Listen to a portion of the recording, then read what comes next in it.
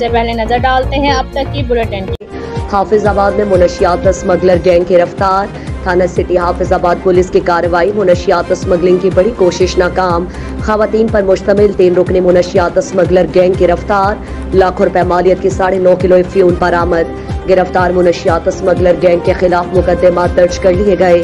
गिरफ्तार गैंग हाफिजाबाद, गुजरावाला और शेखपुरा में मुनशियात स्मगल करता था।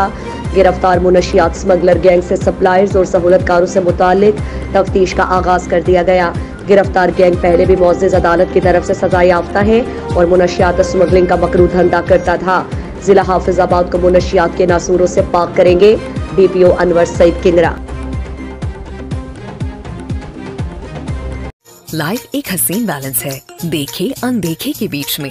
जो मिले डॉलर्स के ऑल न्यू रेफ्रिजरेटर्स की साइड इल्यूमिनेटेड लाइट से, जो रेफ्रिजरेटर्स को रखे ब्राइट और बढ़ाए विजिबिलिटी, क्योंकि डॉलर्स रिलायबल।